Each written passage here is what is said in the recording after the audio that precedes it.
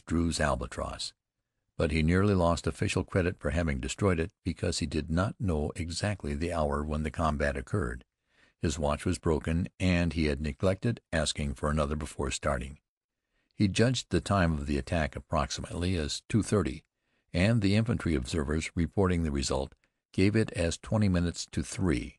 The region in both cases coincided exactly, however, and fortunately Drew's was the only combat which had taken place in that vicinity during the afternoon. For an hour after his return he was very happy. He had won his first victory, always the hardest to gain, and had been complimented by the commandant, by Lieutenant Neugrasser, the Roi d'Aces, and by other French and American pilots. There is no petty jealousy among airmen, and in our group the esprit de corps is unusually fine. Rivalry is keen, but each squadron takes almost as much pride in the work of the other squadrons as it does in its own.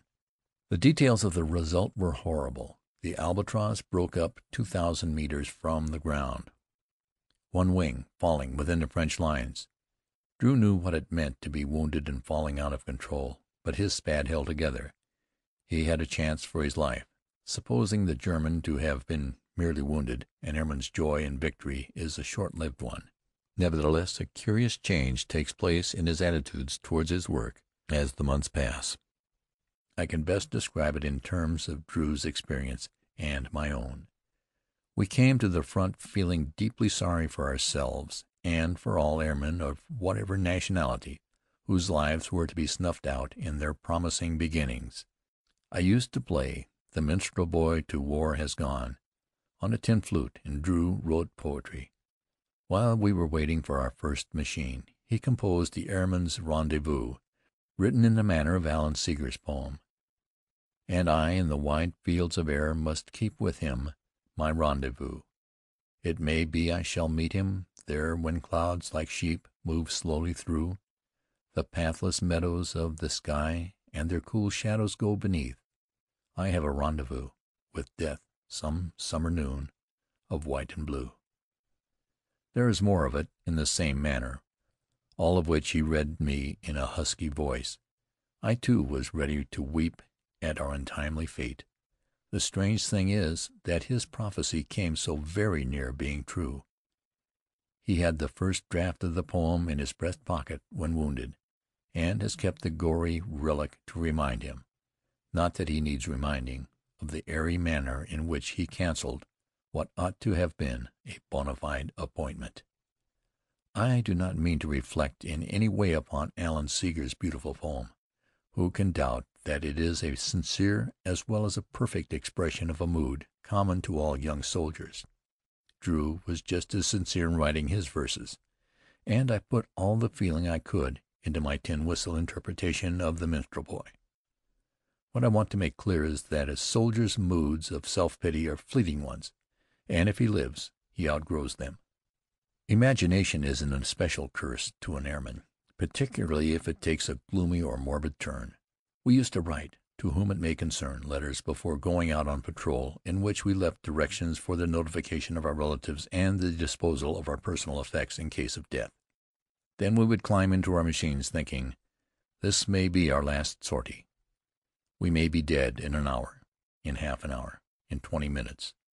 We planned splendidly spectacular ways in which we were to be brought down, always omitting one, however, the most horrible as well as the most common, in flames. Thank fortune, we have outgrown this second and belated period of adolescence, and can now take a healthy interest in our work.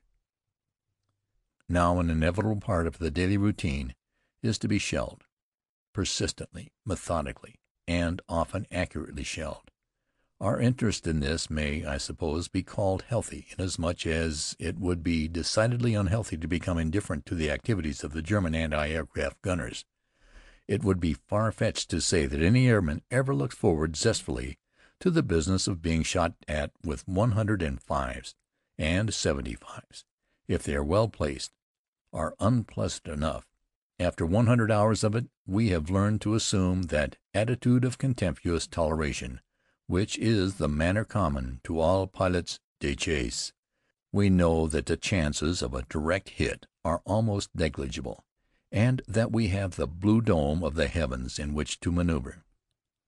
Furthermore, we have learned many little tricks by means of which we can keep the gunners guessing.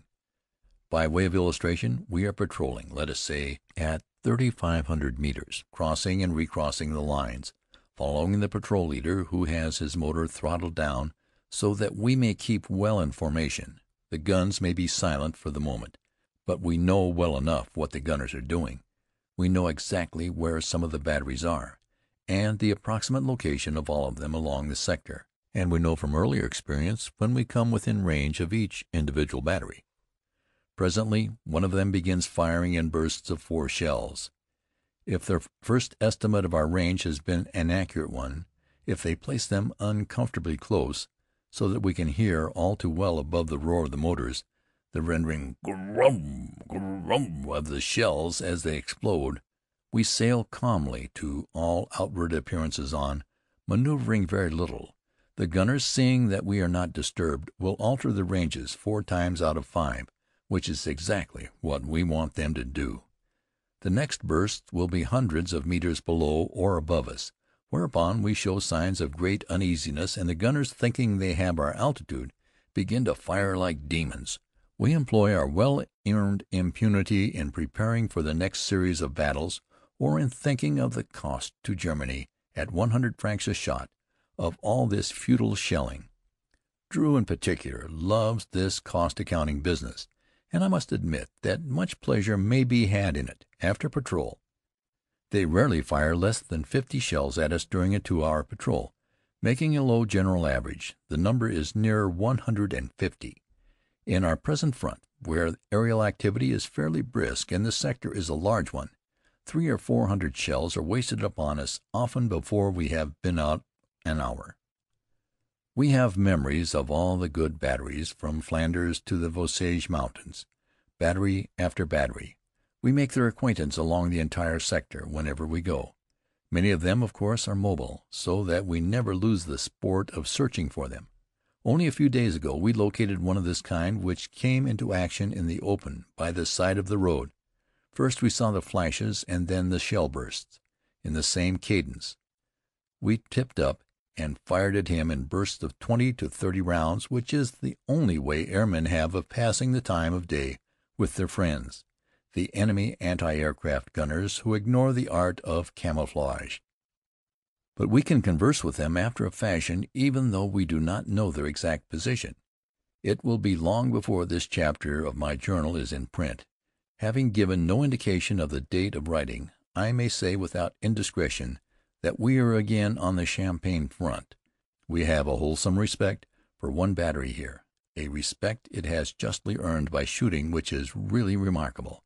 We talk of this battery, which is east of Reims and not far distant from Nogent-la-Basse, and take professional pride in keeping its gunners in ignorance of their fine marksmanship.